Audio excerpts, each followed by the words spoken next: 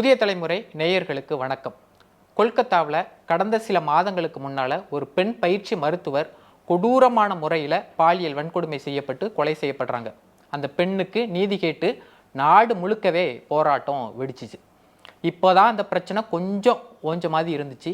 அதுக்குள்ள பெண்களுக்கு பாதுகாப்பான மாநிலம்னு சொல்லக்கூடிய தமிழ்நாட்டில், அதுவும் தலைநகராக இருக்கக்கூடிய சென்னையில், அதுவும் மிகவும் முக்கியமான மிகவும் பிரபலமான பல்கலைக்கழகமான அண்ணா யூனிவர்சிட்டியோட கேம்பஸுக்குள்ள ஒரு மாணவிக்கு பாலியல் வன்கொடுமை நடந்திருக்கு. தமிழ்நாடு எப்போவுமே பெண்களுக்கு பாதுகாப்பான மாநிலம் அப்படின்னு சொல்லக்கூடிய இந்த தமிழ்நாட்டில் நடந்திருக்கிறது தான் இப்போ நாடு முழுக்கவே பேசப்பட்டு வருது. சென்னை பல்கலைக்கழக வளாகத்தில் அந்த மாணவி கொடூரமான முறையில் பாலியல் வன்கொடுமை செய்யப்பட்டிருக்காங்க. அண்ணா எங்களை மன்னிச்சிருங்க, அண்ணா அண்ணா சார் எங்களை மன்னிச்சிருங்க, எனக்கு பீரியட்ஸ் இப்படிலாம் சொல்லி ஏதோ சொல்லி அந்த பெண் கெஞ்சி பார்த்துருக்காங்க. ஆனால் அந்த கொடூரன் விடலை, கொடுமையான முறையில் பாலியல் வன்கொடுமைக்கு செய்யப்பட்டிருக்காங்க. அந்த சம்பவத்தில் நடந்தது என்ன அப்படிங்கிறத தான் நான் அந்த வீடியோவில் சொல்ல போகிறேன்.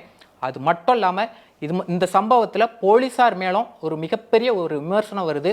அதற்கும் காவல்துறை ஒரு விளக்கம் கொடுத்துருக்காங்க. அது என்ன அப்படிங்கிறதையும் இந்த வீடியோவில் சொல்ல போகிறேன்.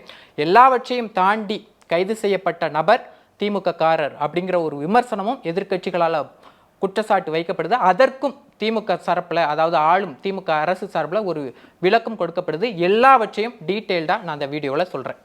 தமிழ்நாடு பெண்களுக்கு ஒரு பாதுகாப்பான மாநிலம் அப்படின்னு சொல்லி எப்போவுமே மார்தட்டி கொள்கிற தமிழ்நாடு, அதுவும் அதோட தலைநகராக இருக்கிற சென்னையில் ஒரு மிக முக்கியமான பல்கலைக்கழகம் தான் அண்ணா யூனிவர்சிட்டி. அந்த அண்ணா யூனிவர்சிட்டியில் தான் ஒரு மாணவிக்கு பாலியல் வன்கொடுமை நடந்திருக்குது. அதாவது கடந்த டிசம்பர் மாதம் 23ஆம் தேதி அந்த காலேஜோட கேம்பஸுக்குள்ள ஒரு மாணவி ஒருத்தங்க அவங்களோட லவ்வர் கூட இருந்து இரவு 7:45 மணி அளவில் இருந்திருக்காங்க. அதை ஒருத்தர் வீடியோ எடுத்திருக்காரு. அந்த நபர் வீடியோ எடுத்தது மட்டும் கிடையாது, அதை நேராக போய் அந்த ஸ்டூடெண்ட்டுக்கிட்ட போய் காமிச்சிருக்காங்க. இந்த பாருங்கள், நான் வீடியோ எடுத்துட்டேன், இதை எனக்கு இங்கே காலேஜில் உள்ள ஸ்டாஃப் தெரியும், காலேஜோட டீனே எனக்கு தெரியும், நான் அவங்களுக்கெல்லாம் அனுப்பிச்சி வச்சுருவேன், இதனால் உங்களோட கல்வி ஸ்பாயில் ஆயிரும், உங்களை டிசியை கிழிச்சு அனுப்பி வைக்கிறது அளவுக்கு நான் பண்ணிடுவேன் அப்படின்னு சொல்லி அந்த வீடியோவை எடுத்து மிரட்டியிருக்காங்க. 2 பேருமே பயந்துட்டாங்க. அந்த மாணவி குறிப்பாக ரொம்ப பயந்துட்டாங்க. என்ன பண்ணுறதுன்னு தெரியல. மன்னிப்பு கேட்குறாங்க. மறுபடி மன்னிப்பு கேட்காங்க. சார் நான் தெரியாமல் பண்ணிட்டோம் அண்ணா, எங்களை விட்டுருங்க, நாங்கள் தெரியாமல் பண்ணிட்டோன்னு 2 பேரும் மாறி மன்னிப்பு கேட்டிருக்காங்க. இல்லை உங்களெல்லாம் என்னால் விட முடியாது, விடணும்னா நான் சொல்கிறத நீங்கள் கேளுங்க, அப்போனா தான் நான் விடுவேன் அப்படின்னு சொல்லி அவங்க 2 பேரையும் அந்த கொடூரன் மிரட்டியிருக்காரு. ஒரு கட்டத்தில் அந்த கொடூரன் 2 பேரையுமே ரொம்பவும் மிரட்டியிருக்காரு. அதுக்கப்புறம் அந்த லவ்வர்ஸ் 2 பேரையுமே அந்த கொடூரன் பிரிச்சிருக்காரு. அதாவது 2 பேரையும் 2 வேறு இடங்களுக்கு பிரிச்சிருக்காரு. அதாவது அந்த ஒரு இளைஞரை இன்னொரு இடத்துல போய் உட்கார சொல்லியிருக்காரு. அதுக்கப்புறம் அந்த மாணவியை அழைச்சிட்டு போய் இன்னொரு இடத்துல போய் உட்கார வச்சுருக்காங்க. அதாவது முதல்ல 2 பேரையும் பிரிச்சாச்சு. அதுக்கப்புறம் அந்த இளைஞர் இருக்கிற இடத்துக்கு அந்த கொடூரன் போயிருக்கான். அதுக்கப்புறம் அந்த இளைஞரை நல்லா மிரட்டி நீ ஹாஸ்டலுக்கு ஓடிப்போ அப்படின்னு சொல்லி அவனை விரட்டி விட்டாச்சு. அதுக்கப்புறம் அந்த மாணவி இருக்கிற இடத்துக்கு அந்த கொடூரன் போயிருக்காரு. உன் லவ்வர் இந்த மாதிரி அங்கே ஒரு ஸ்டாஃப் அவர்கிட்ட என்கொயரி நடந்துட்டு இருக்குது, நீ என் பின்னாடி வா அப்படின்னு சொல்லி அந்த மாணவியை இன்னொரு இடத்துக்கு அழைச்சிட்டு போயிருக்காரு. அப்போ கூட அந்த மாணவி என்னை விட்டுருங்க சார், என்னை விட்டுருங்க அண்ணா அப்படின்னு சொல்லிலாம் கெஞ்சி கதறி பார்த்துருக்காங்க. நாங்கள் தெரியாமல் பண்ணிட்டோம், எங்களை விட்டுருங்க, எங்களோட லைஃப் ஸ்பாயில் ஆகிடக்கூடாது, எங்களை விட்டுருங்க, எங்களுக்கு படிப்பு முக்கியம் அப்படிலாம் எல்லாம் சொல்லி பார்த்துருக்காங்க. ஆனால் விடலை. அதுக்கப்புறம் அங்கே இன்னொரு இடத்துக்கு கூட்டுட்டு போய் உனக்கு இப்போ இருக்கிறது ஒரு 3 ஆப்ஷன் தான். அந்த 3 ஆப்ஷனை நீ கட்டாயம் செஞ்சு ஆகணும், அதில் ஏதாவது ஒன்று சூஸ் பண்ணினோம், இது உன் கையில் இருக்குது அப்படின்னு சொல்லி ஒரு 3 ஆப்ஷன் கொடுத்துருக்கான் அந்த கொடூரன். அதாவது என்ன ஆப்ஷன் அப்படின்னு பார்த்தீங்கன்னா, முதல்ல இந்த வீடியோவை நான் மொதல் ஆப்ஷனாக இந்த வீடியோவை நான் உங்கள் பேரண்ட்ஸுக்கு அனுப்பிடுவேன், காலேஜோட டீனுக்கு அனுப்பிடுவேன், காலேஜோட மற்ற ஸ்டாஃபுக்கெல்லாம் அனுப்பிடுவேன், இதனால் உன்னை டிசியை கிழிச்சு வீட்டுக்கு அனுப்பிச்சி வச்சுருவாங்க, இதனால் உன் லைஃப் ஸ்பாயில் ஆயிரும். இது மொதல் ஆப்ஷன்.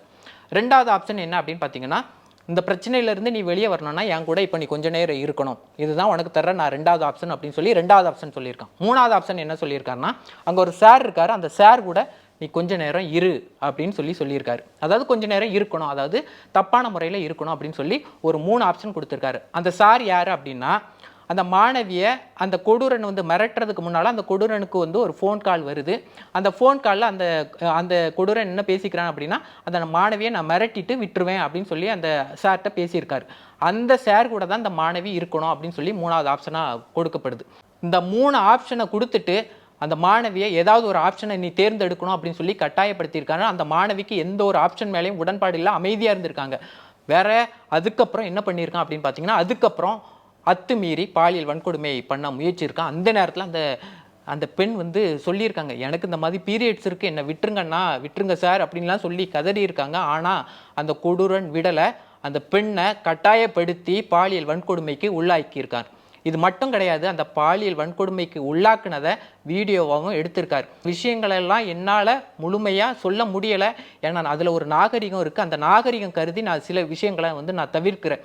அந்த வீடியோவை எடுத்து அந்த வீடியோவை நான் இந்த மாதிரி உங்கள் அப்பாவுக்கு அனுப்பிடுவேன் அப்படின்னு சொல்லி மிரட்டியிருக்காரு. அவங்களோட அப்பா நம்பரையும் அந்த அந்த பெண்ணோட மொபைல்லேருந்து எடுத்துக்கிட்டாரு அந்த கொடூரன்.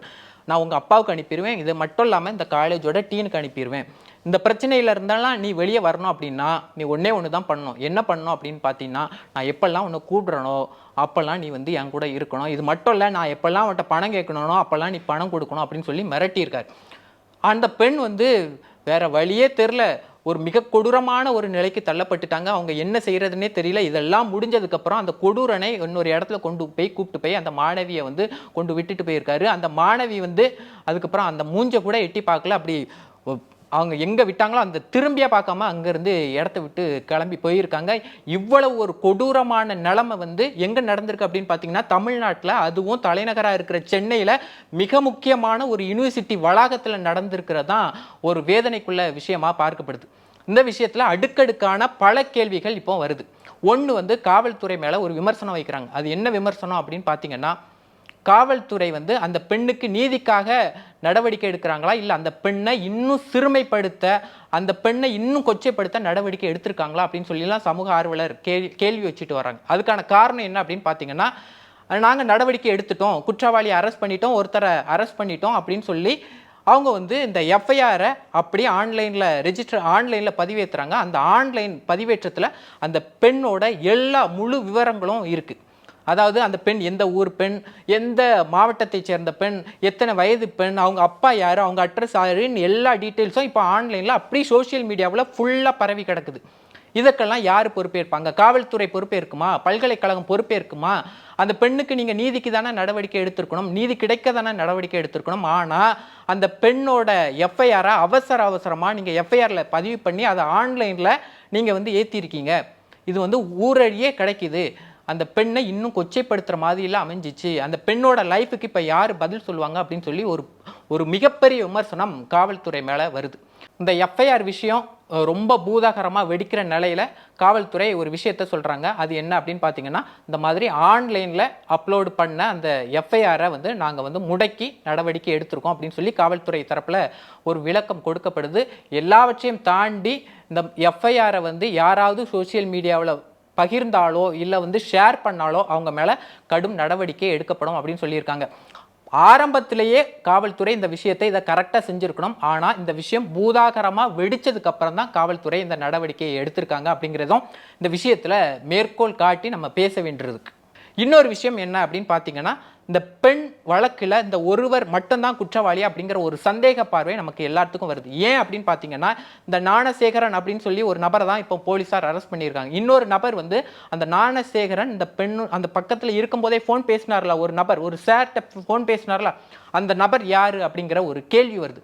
அந்த நபருக்கும் இந்த ஞானசேகரனுக்கும் அப்போ தொடர்பு இருக்குது. இந்த பெண் வந்து இங்கே பிடிச்சு வச்சிருக்கதும் அந்த நபருக்கு தெரிய வருது. அப்படின்னா அந்த நபர் யார், இவங்க எல்லாருமே ஒரு கூட்டாளிகளா அப்படிங்கிற ஒரு சந்தேகமும் வருது. ஏன் நான் கூட்டாளிகளா அப்படிங்கிற ஒரு சந்தேகத்தை முன்வைக்கிறேன் அப்படின்னா, இந்த ஞானசேகரன் இது மாதிரியான வழக்குகளில் ஈடுபடுறது இது முதல் முறை அல்ல.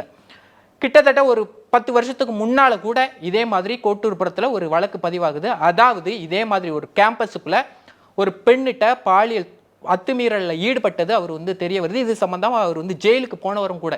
எல்லாத்தையும் தாண்டி அவர் மேலே வந்து வழிப்பறி, கொள்ளை அப்படின்னு சொல்லி கிட்டத்தட்ட ஒரு 10க்கும் மேற்பட்ட வழக்குகள் இருக்குது. இப்படிப்பட்ட ஒரு நபர் மீண்டும் மீண்டும் குற்றம் செய்யக்கூடிய ஒரு நபராக இருக்கும்போது இதுக்கு பின்னால் வேற யாரும் இருக்காங்களா அப்படிங்கிற ஒரு சந்தேகமும் அச்சமும் பயமும் நம்ம எல்லாத்துக்கும் இயல்பாகவே எழும்புது. இது மட்டும் இல்லாமல் போலீஸாரோட விசாரணையில் இன்னொரு விஷயமும் தெரிய வந்திருக்கதா சொல்லப்படுது.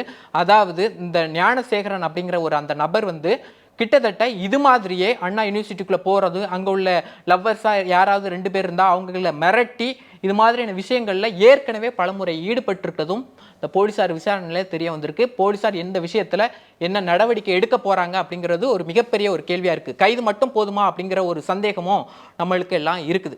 எல்லாவற்றையும் தாண்டி இந்த ஞானசேகரன் திமுக ஆளு அப்படிங்கிற ஒரு விஷயத்த பாஜக உள்ளிட்ட எதிர்க்கட்சிகள் முன்வைக்கிறாங்க. குறிப்பாக பாஜக மாநில தலைவராக இருக்கிற அண்ணாமலை இந்த மாதிரி ஞானசேகரன் திமுகவை சார்ந்த உதயநிதி ஸ்டாலின், இது மட்டும் இல்லாமல் திமுகவில் மூத்த நிர்வாகிகள் கூட இருக்கிற புகைப்படத்தெல்லாம் அவரோட ட்விட்டர், அதாவது எக்ஸ் பேஜில் பகிர்ந்திருக்காரு.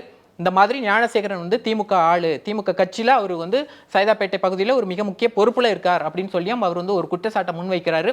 ஆனால் தமிழ்நாடு அமைச்சர்கள் அதற்கு மறுப்பு தெரிவிக்கிறாங்க. இந்த மாதிரி குற்றம் சாட்ட நபருக்கும் கைது செய்யப்பட்ட நபருக்கும் திமுகவுக்கும் எந்த தொடர்பும் இல்லை, அவர் கட்சியிலே இல்லை அப்படின்னு சொல்லி திமுக வட்டாரம் தரப்பில் மறுக்கப்படுது. என்னதான் இருந்தாலும் இப்போ தமிழ்நாட்டில் ஆட்சி நடக்கிறது திமுக. அதுவும் தமிழ்நாட்டில் மிக முக்கியமான சென்னையில் ஒரு பெண்ணுக்கு மிக கொடூரமான முறையில் பாலியல் வன்கொடுமை நடந்திருக்கு.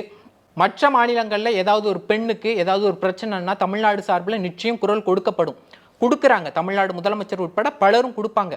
ஆனால் சென்னையில் ஒரு விஷயம் நடக்குது. இந்த விஷயத்தில் தமிழ்நாடு அரசு உண்மையாக ஆழமாக விசாரித்து நடவடிக்கை எடுக்கணும். இதில் இந்த ஒரு நபர் மட்டும்தான் சம்மந்தப்பட்டிருக்காரா, இல்லை பின்னால் வேற யாரும் இருக்காங்களா அப்படிங்கிறதெல்லாம் ஆராய்ந்து ஆழமான உரிய கடுமையான நடவடிக்கை எடுக்கணும் அப்படிங்கிற ஒரு கோரிக்கை பெற்றோர்கள், சமூக ஆர்வலர்கள் எல்லார் மத்தியிலும் இருக்குது.